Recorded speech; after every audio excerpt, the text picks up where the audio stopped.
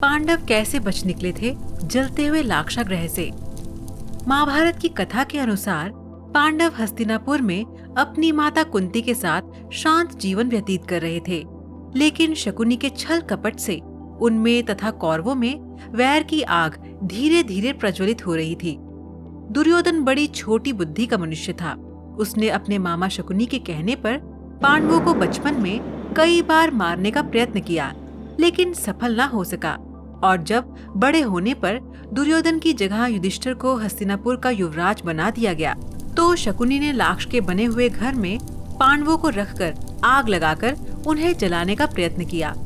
किंतु विदुर की सहायता से पांचों पांडव अपनी माता के साथ उस जलते हुए घर से सकुशल बाहर निकल गए। उत्तम गुणों के कारण युधिष्ठिर हस्तिनापुर के प्रजाजनों में अत्यंत लोकप्रिय हो गए। उनके गुणों तथा लोकप्रियता को देखते हुए भीष्म पितामह ने धृतराष्ट्र से युधिष्ठिर का राज्याभिषेक कर देने के लिए कहा, परंतु दुर्योधन नहीं चाहता था कि युधिष्ठिर राजा बने। अतः उसने अपने पिता धृतराष्ट्र से कहा, पिताजी, यदि एक बार युधिष्ठिर को राज सिंहासन प्राप्त हो गया तो यह राज्य सदा के लिए पांडवों के वंश का हो जाएगा और हम कौरवों को उनका सेवक बनकर रहना पड़ेगा। इस पर धृतराष्ट्र बोले, वत्स दुर्योधन, युधिष्ठिर हमारे कुल की संतानों में सबसे बड़ा है, इसलिए इस राज्य पर उसी का अधिकार है। फिर भीष्म तथा प्रजाजन भी उसी को राजा बनाना चाहते हैं। हम इस विषय में कुछ भी नहीं कर सकते। धृतराष्ट्र के वचनों को सुनकर दुर्योधन ने कहा, पिताजी, मैंने इसका प्रबंध कर लिया है, बस आप किसी तरह पांडवों को वारणावत भेज दीजिए। उधर दुर्योधन ने पहले से ही वारणावत में पांडवों के निवास के लिए पुरोचन नामक शिल्पी से एक भवन का निर्माण करवाया था, जो कि लाख, चर्बी, सूखी घास, मूंज जैसे अत्यंत ज्वलनशील पदार्थों से बना था। दुर्योधन ने पांडवों को उस भवन में जला डालने का षड्यंत्र रचा था। धृतराष्ट्र के कहने पर युधिष्ठिर अपनी माता तथा भाइयों के साथ वारणावत जाने के लिए निकल पड़े। उधर दुर्योधन के षड्यंत्र के विषय में विदुर को पता चल गया था। तब वे वारणावत जाते हुए पांडवों से मार्ग में मिले तथा उनसे बोले, देखो, दुर्योधन ने तुम लोगों के रहने के लिए वारणावत नगर में ज्वलनशील पदार्थों से एक भवन बनवाया है, जो आग लगते ही जल उठेगा।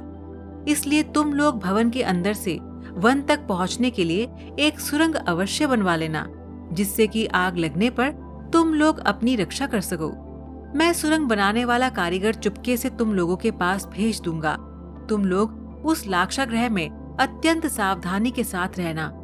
इसके बाद वारणावत में युधिष्ठिर ने अपने चाचा विदुर के द्वारा भेजे गए कारीगर की सहायता से गुप्त सुरंग बनवा ली। पांडव नित्य आखेट के लिए वन जाने के बहाने अपने छिपने के लिए स्थान की खोज करने लगे। कुछ दिन इसी तरह बिताने के बाद एक दिन युधिष्ठिर ने भीम से कहा, भीम, अब दुष्ट पुरोचन को इसी लाक्षागृह में जलाकर हमें भाग निकलना चाहिए।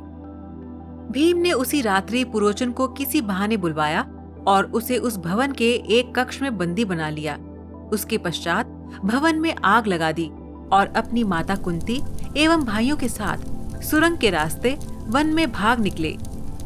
कुंती तथा पांडवों के लिए विदुर ने एक विश्वस्त आदमी को नौका सहित भेज दिया था। सुरंग जिस जंगल में खुलती थी वह गंगा नदी थी। विदुर की भेजी हुई नौका की सहायता से वे लोग गंगा के दूसरी ओर पहुंच गए। जब महल जल गया और वे गुप्त रूप से बच निकले, तो सारा शहर आकर पांडवों की कथित मृत्यु पर विलाप करने लगा। हस्तिनापुर में धृतराष्ट्र ने भी शोकमगन होने का दिखावा किया। दुर्योधन ने 3 दिन तक खाना नहीं खाने का ढोंग किया। हर कोई मातम मनाने लगा और प्रार्थना सभाएं आयोजित की गईं।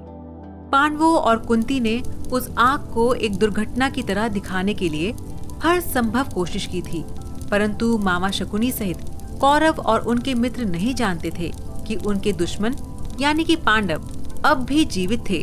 तो दर्शकों, हम उम्मीद करते हैं कि आपको ये वीडियो पसंद आया होगा। जाने से पहले हमारे इस वीडियो को लाइक और शेयर करना ना भूलें और इसी तरह की और ज्ञानवर्धक वीडियोस देखने के लिए हमारे चैनल समय चक्र को सब्सक्राइब करना ना भूलें। धन्यवाद।